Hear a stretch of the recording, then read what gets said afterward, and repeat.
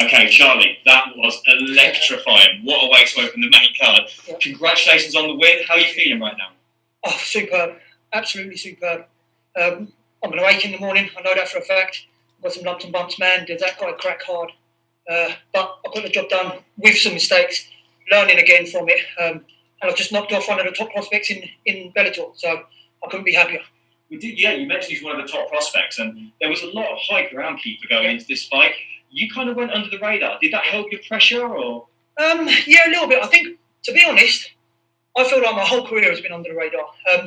I started off well and got really sloppy in the beginning of my career, so my record's never looked that great. But if you look deeper into my record, I've got some great fighters on there. I've got some great wins. I've made some mistakes early on in my career, and I feel like it's always kept me under the radar. I've been the underdog for quite a lot of my fights, and I come out on top. I think this fight, finally, live on TV, thank you for Bellator for putting me up there on the main card. Like I say, I have to thank Kiefer because he's off his back for taking the fight against me. Everyone knows I'm a tough fighter. No one really wants this fight because they look at it like, oh, he's the underdog, blah, blah, blah. And he knew it was going to be a test, and he took it anyway. And that's where you're going to prove whether you're one of the top guys. I think he learns from this, he comes back stronger, but I think I've just proved how good I am. You definitely have. It was a huge statement. We'll talk about that. It was a TKO by doctor stoppage after a really fast round. Yeah. And you can see how disappointed Keith was. Straight away, you were over to him saying, we'll do it again. It was an amazing display of sportsmanship. Just talk through your feelings on how the fight finished. Listen, it's disappointing. Obviously, got to be super disappointing for him being finished anyway. He's never been stopped. And you can argue that's not a genuine stoppage. And obviously, it's disappointing for me because I don't want any question marks that, oh yeah, would it have carried on if you hadn't cut him and this and that. The fact is, I cut him, so I've done the damage that does that. But I know how disappointing it is for him. All I wanted to say to him is, man, the guy's a beast. He's an absolute quality fighter. I've watched all his fights because I knew how good he was and I love the way he fights. And the thing is, my coach was saying before, this will be the best thing that happens to him. He's getting beat by me because he'll learn from that, realise where he's got to make the adjustments, and he'll get better from that. Like I have from each of my losses and what I've learned and stuff like that. And he's got a big, bright future in front of him. And I just wanted him to know that and say thank you for taking the fight and stuff like that. Because, like I say, he didn't have to take that fight. It was a catch weight. Obviously, being in lockdown and stuff, it was going to be hard work for me to actually make 155, having my baby and being locked down and all this sort of thing. It's been tough. So I appreciate him taking the fight in the first place. And it's a sport at the end of the day. You can have these guys. Maybe that's why I'm not so well known, because I don't mouth off. I don't make a big hype about it. Listen, at the end of the day, we go in there and we try and take each other's heads off for 15 minutes. Outside of that, I respect everyone in the game. They're in there fighting and trying to put food on the table for their family, just like I am. So it's a sport. So that's why I'm so nice to him after the sportsman life. Do you know what I mean? That's the way it is. Kevin? Hey, Charlie, congrats on a big victory. Thank you. You know, in the beginning, it didn't seem to go your way, but then, you know, the moment you threw that knee, the whole momentum of the fight shifted. Yeah. Were you looking for that knee as he was going for the takedown, or was that just, by chance? No, not at all. The knees weren't really anything I was thinking of. The thing we was going for was, to start with, I wanted to be long, hit him with my jab, stay away from his brawl. He started a little bit slower than I thought he was going to. I knew he was going to throw the kicks and try the range. And I just got sloppy on my jab and I didn't want to duck into any of his knees because he's got dangerous knees and elbows. So I didn't want to duck into any of his knees. And by doing that, I didn't duck at all and got caught with his left hook. And like I say, he hits like an absolute train. And I got hit twice with it. And it made me go, shit, all right, I need to just bite down and start fighting, make it a bit of a brawl now.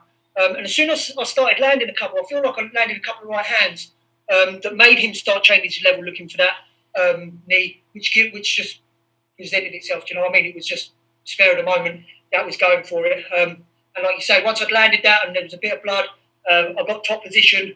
I felt like he was on his way out. I could hear his corner saying that I was tiring.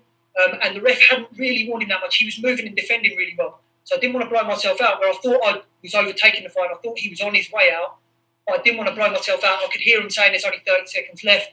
And I didn't want to push too hard and not get the finish and give him a second life in the second round. So I sucked it up a little bit. But yeah, I felt like once I started landing and staying in the pocket and not just winging straight into that blooming left hand of his, I was doing much better. You know, you've been one of the luckiest fighters out there right now, getting to fight in the pandemic, and not a lot of fighters out there. Explain your whole process through training camp, coming to the bubble, getting ready, all this setup. How has it been? Right. Getting back to training was the main key. I mean, I'd spent months in proper lockdown. We was told my wife was heavily pregnant, so we was told we need to isolate and lock down. We weren't seeing anyone. We were stuck in the flat. Then we had our baby, and another again. The hospital telling us, no, you've got to stay locked down. So I put a lot of weight on, got out of shape, hadn't trained at all for 2 or 3 months.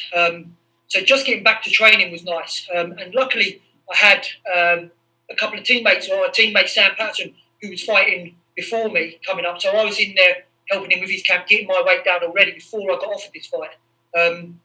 So then by the time I got offered, it was nice. I was already halfway into getting in shape and stuff like that. So nothing really changed. I just upped it and started monitoring my weight and getting my weight down even more. Do you know what I mean? Really dialing it in. So training went pretty well, pretty smoothly. Don't get me wrong, making the weight was always difficult. It always is. So that was tough. But being able to fight has been amazing.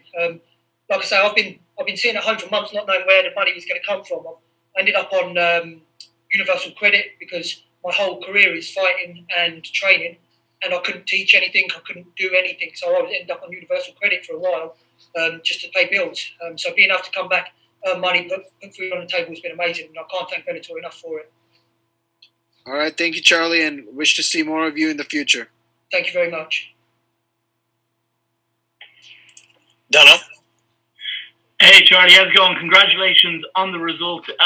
You mentioned, getting out of shape. You mentioned that it's been a tough lockdown. Obviously, congratulations on the child as well. Do you feel like the fight really?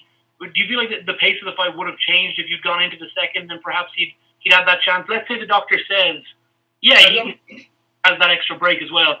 Do you think that he would have been in the advantageous position then because of the fitness? No. Like I said, my fitness and my cardio is one of the things that I think is one of the best things, one of my best attributes. I'm always in the fight all the way to the last bell because my power normally carries the 3 rounds. I've got the heart to just keep going. It don't matter whether you beat me from pillar to post, I'll still be in there all 3 rounds, giving him my everything. And I don't think it would have made that much difference. I feel like the tide had already turned. I feel like he was on the way out. I just didn't want to make a mistake of blowing my wad too early and then going, oh shit, he may, so excuse my language, he may start picking up the pace a little bit again. Like I say, he hits real hard, man, and I didn't want to make any mistakes. So no, I feel like my cardio is always good. Even when I'm really out of shape, I'm in there doing rounds upon rounds with some of the fittest guys that we've got in the gym. So I will still always push the pace. It was just hard getting the weight off. Do you know what I mean? My cardio was still good. I was still riding my bike to train, and I was doing the extras. I was doing the miles running. It's just hard to work on the joints and stuff like that when you're carrying the extra weight. So it's just difficult. So I felt good. Having watched him, on tape and having prepared in the way that you did for the fight, did you expect to be able to land as much and as cleanly as you did? Yeah, 100%. I felt like I was going to outbox him, stay long. He was going to try and kick, but I felt like my range would be able to catch him while he was kicking. And then I felt like he was going to try and brawl and put me down. Like I say, the one thing that surprised me was that I didn't establish my jab. I wasn't quick enough getting back out off of my jab. I felt like I was landing, but I was getting caught with that left hand, that winging left hook. He was quicker than I felt he was going to be. And obviously he wasn't keeping my right hand up high enough. But I did feel like I was going to outbox him, and I felt like he'd be reaching and trying to close the distance, and I'd pick him off. That's why I was predicting end of the second, probably beginning of the third, because I felt like I'd pick him off. He'd be desperate trying to close in, and then I'd crack him on the way in. But I landed heavy shots when I had to change my plan a little bit once he started cracking me. So it was all good. I feel like I've got that game. Do you know what I mean? I've got the all-round game. I can stay on the outside. I can box on the inside if I need to. I can grapple. I can get top position if I want. So I think as it shows, he took me down. I bounced straight back up again. It's okay. Lenny? How's it going, Charlie? What a win and an impressive performance. A war from straight. As soon as the bell rang, it was a war. You hurt him, he hurt you. And your boxing, nonetheless, did look crisp in there today. You're hitting him with some right hands. You're hitting him with some really, really good shots. Did you work on something in camp that you could capitalise against Crosby tonight? No, it was like I say, it was literally just staying long on my boxing. Be careful of the calf kicks because listen, he's got a great camp. Kavanagh is a superb coach. They all know what I fight like. I speak to Kavanagh quite a lot. And he would have watched my last fight where Wild had kicked the leg and done well with that. So I presumed that's what they were going to come and do. Crosby's got some good kicks. He's got some good karate style sometimes. He mixes it up well and he can brawl. But I felt like my game and my strongest attributes were going to be behind my long jab, stick him hard with it. Because, listen, I hit hard, whether it's a jab, it's a cross, whatever it is, right hand, left hand, I hit hard. And I felt like when I started cracking him with that jab, he's going to walk into one of my right hands. And like I said, I just got lazy on the jab, maybe on the exhale, or maybe underestimated how fast he was, which let him get that left hand in. But like I say, I'm not out. And unless the referee is waking me up and he's dragging the guy off me, I'm in that fight all the way to the end, no matter what. So even though he cracks me hard, I'm still swinging. Yeah, you showed an incredible part in this fight. And I got to ask about the stoppage. I think it got recapped earlier, but do you think it was right to stop the fight? To be fair, I got a little look. I wanted to see it, so I've gone over to speak to him afterwards, and I had a little look, and it looks like he's cut it's his eyelid that's cut as well. So it's cut from like the inside and it's come across the top. So his eyelid's actually open on top of his eye, which is obviously dangerous. I didn't see what it was that cut him. I don't know whether it's the elbow that I landed or some of the shots. It didn't look nice. It looked like it was closing his eye. Listen, I always preferred to have the doctor stop it, and he lives to fight another day. I'd never wish damage on anyone and permanent damage. You know what I mean? Hopefully he'll get it glued or stitched up and he'll be back fighting again soon as. The last thing you want is to have that ripped open or ripped off. So from my point of view, listen, I'm not a doctor, I don't know, but it didn't look nice. Charlie, our last question comes from Stuart over at Grassroots Boxing. Yep. Were you at any point concerned of tiring yourself out trying to get the finish there before the end of the round? Yeah, slightly. I wasn't worried that I'd be too tired. I felt like when I could hear his corner saying that I was tiring, and I could hear them saying there's 30 seconds left. Now, the referee had been in, obviously tells us rules, and he's going to warn him once to move, then he's going to warn him a second time. And I heard him warn him once, but I felt like he was moving really well. He was defending really well on the bottom. He wasn't just covering up. And even though I felt like the opening was there to finish him, if there was another minute or two, I think I could have pushed for it. But with 30 seconds left, I felt like if I did push too hard, he goes into the corner going, okay, I got out of it, I'm feeling good. His corner are going to be going, he's tired now and I'm tired. It maybe gives him a little bit of a boost to come out strong and start winging them punches again second round. So not that I was worried about it, I just wanted to be conservative and make sure I wasn't making mistakes. You know what I mean? Last thing I wanted, like I say, he hit me with some good left hands. He hit me one of the first left hands. I felt that it cut me, blurred my eye a little bit, and I couldn't really see for about 30 seconds or so. I was lucky he didn't rush in because I'm trying to blink it out and it blurred my vision a little bit. So I was like, all right, I've got to be careful. I've got to make sure he doesn't crack me with another one of them. So, it was a more conservative, take my time and pick him apart rather than, oh shit, I'm getting tired. Because, like I say, I feel like I can go 3 rounds with anyone.